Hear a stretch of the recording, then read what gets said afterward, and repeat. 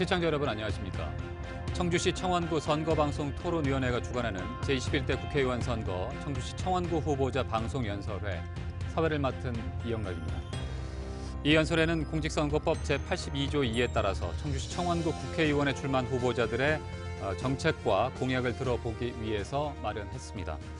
이 방송은 사전 녹화됐음을 알려드립니다. 연설하실 후보는 기호 7번 민중당 이명주 후보와 기호 8번 국가혁명배당금당 허원 후보입니다. 후보자 연설 순서는 사전에 추첨으로 정했으며 각 후보 연설 시간은 10분입니다. 먼저 기호 7번 민중당 이명주 후보 연설 듣겠습니다. 안녕하십니까.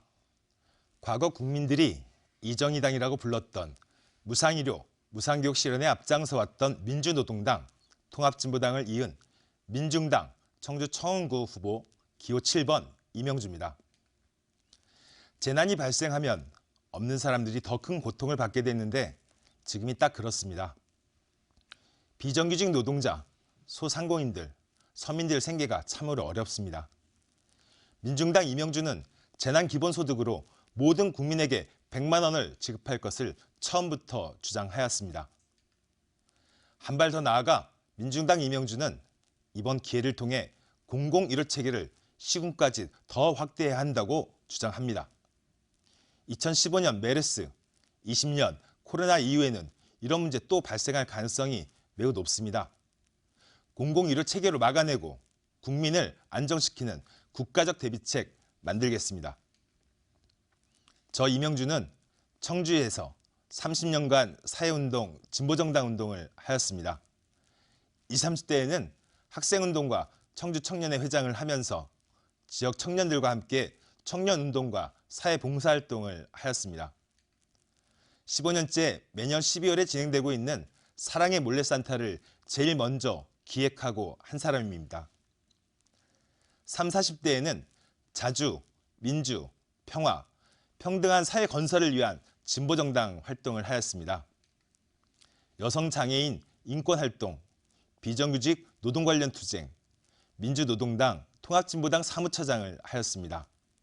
지금은 2,500만 노동자들의 제1노총인 민주노총의 지지후보로 300만 농민들의 대표조직인 전국농민회의 지지후보가 되었습니다.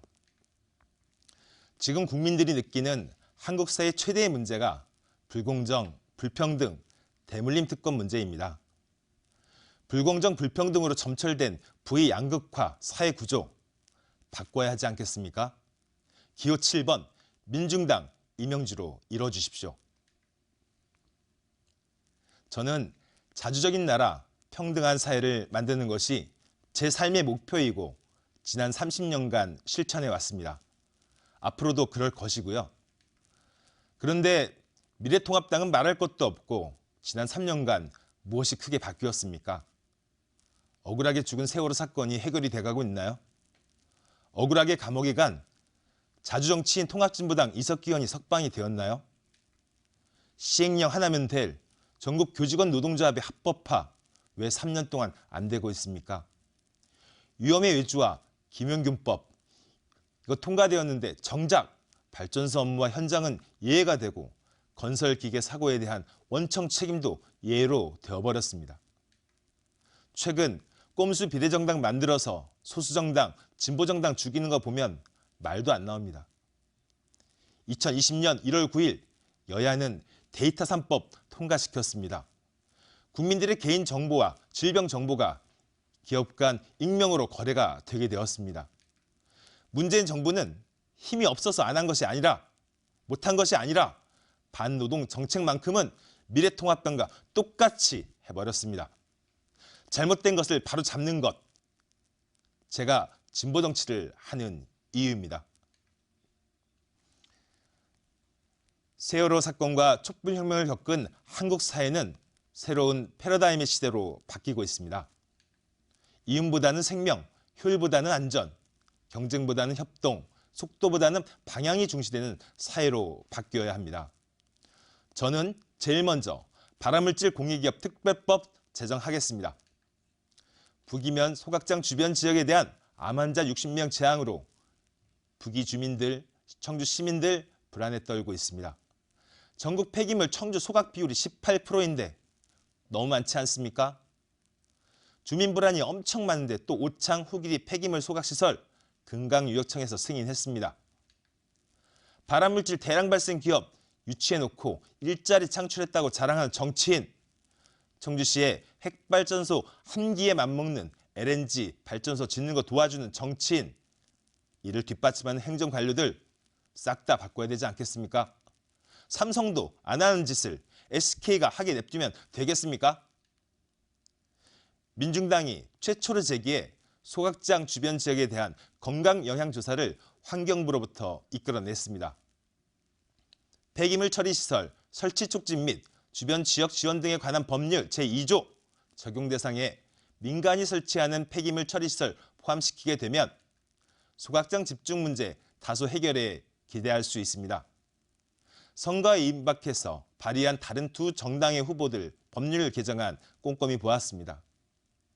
변재일 의원님의 개정안은 우리 지역에 소각장이 많으니 지방기업부세 좀 더 달라, 기업 벌금 좀 더 내라, 환경영향평가 과정의 주민 의견을 조금 더 담아달라는 질 낮은 수준이었습니다. 20대 국회에서 자동 폐기될 예정 법안들로 선거용 민심 달래기 수준이었습니다.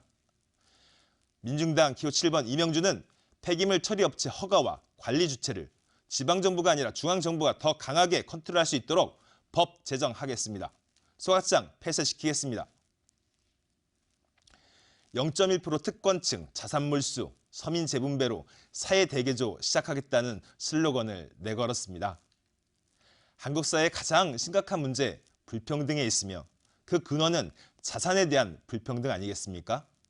오죽했으면 조물주 위에 건물주가 있다는 말이 횡행하게 나오고 있습니다. 삼성 이재용 부회장은 국정농단의 주범 최순실에게 말을 사주며 국민의 노후재산 보장수단인 국민연금 5,865억 원 손해를 끼쳤습니다. 많은 재벌 대기업 집단들의 총수들은 회사 돈을 이용해 뇌물을 공유하거나 불법, 편법 승계를 도모하거나 불법적인 부를 쌓아왔습니다. 그러한 범죄 행위에 대해서 법원에서 유죄 판결을 받기도 했으나 범죄 행위로 인해 취득한 재산에 대해서는 적극적인 환수는 이루어지지 않았습니다.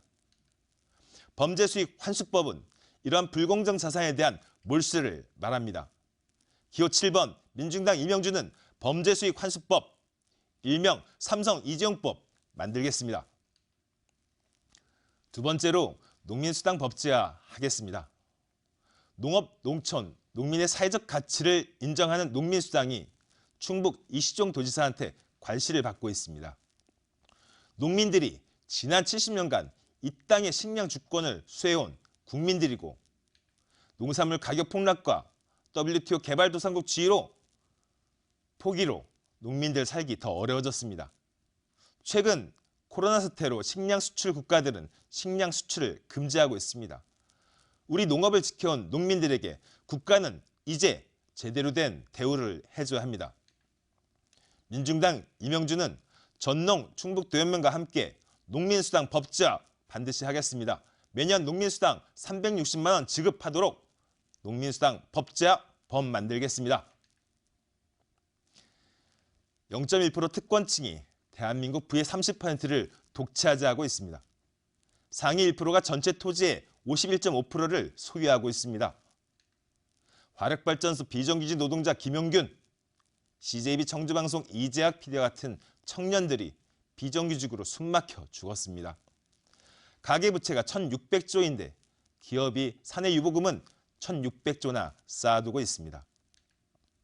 문재인 정부마저도 WTO 개발도상국 지위 포기해서 농민들 살기 더 어려워졌습니다. 전 세계 200여 나라 중에 출생률이 단 한 명도 되지 않는 나라, 텔레그램 엠번방 같은 성착취 사건이 비일비재한 나라, 지금의 대한민국입니다. 많이 잘못되지 않았습니까? 불공정 불평등으로 점철된 부의 양극화, 사회구조 바꿔야 하지 않겠습니까? 사학재단 대물림 특권으로 이당 저당 옮겨다니는 금수저가 할 수 있겠습니까? 16년째 직업이 국회의원인 분이 할 수 있겠습니까? 절대 할 수 없습니다. 1600만 명 국민이 만든 촛불혁명의 완성, 불공정, 불평등 대물림 특권을 막는 세대교체, 정치혁명, 민중당 기호 7번 이명주로 이루어주십시오. 정당 투표는 기호 8번 민중당입니다. 감사합니다. 네, 이명주 후보의 연설 들어보셨습니다. 계속해서 기호 8번 국가혁명배당금당 허원 후보의 연설입니다. 안녕하세요. 국가혁명배당금당 8번 후보 허원 인사드리겠습니다. 우선 그 국가혁명배당금당의 30년 역사를 가진 3.3 정책을 이렇게 소개할 수 있는 기회가 된 데 대해서 상당히 기쁘게 생각하고요. 3.3 공약을 우리나라에 펼칠 수 있는 어떤 환경을 만들기 위해서 제가 좀 도움이 되기 위해서 나왔습니다. 그 국가혁명배당금당의 대표적 3.3 정책의 제일 중요한 것부터 몇 가지 말씀드리고 그 실제 내용에 대해서 말씀을 드리겠습니다. 우리나라가 지금 그 인구 절벽 상태로 가고 있습니다. 점점 인구가 줄어서 그 나라가 작아지고 있는 이런 상황이기 때문에 결혼도 시급하죠. 그리고 아기 낳는 것도 시급합니다. 그래서 우리 당 허경영 총재님께서는 30년 전에 3천만 원을 지급하겠다 이런 공약을 내세운 적이 있습니다. 그때 그 호응을 많이 얻지 못했지만 지금은 많이 호응을 하시는 것 같습니다. 초등학교가 다 사라지고 있는 이런 상황에서는 그때 그 당시에 그 절실한 그 정책이었다고 지금은 인정하고 있습니다. 그래서 이 인구를 원상복귀시키기 위해서 그 공약을 낸 결혼공영제인데요. 결혼공영제는 18세 이상 누구에게나 150만 원 배당금을 지급을 하고 또 결혼한 청년에게는 결혼 예약금 1억하고 주택 자금을 2억을 무이자 담보로 제공을 하게 됩니다. 그리고 아기 나면 또 5천만 원을 지급하죠. 그리고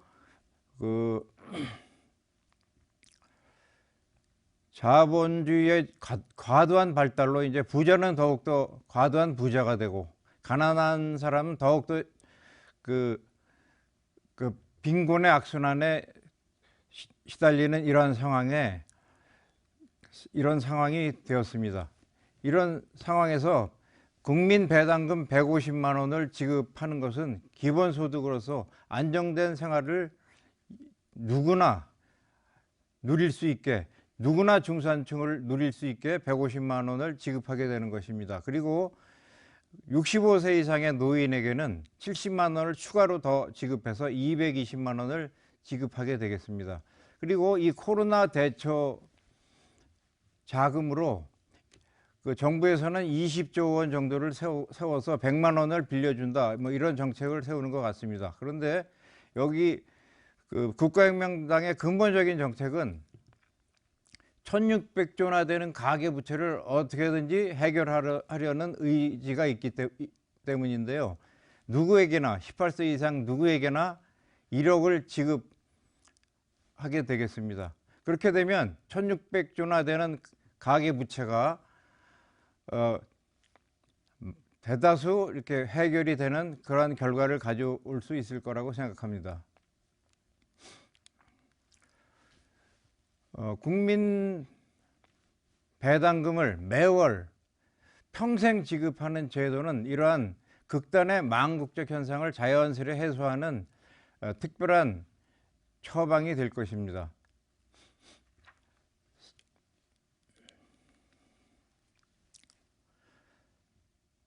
코로나 사태로 이 사태가 언제까지 갈지 참 미지수인데요.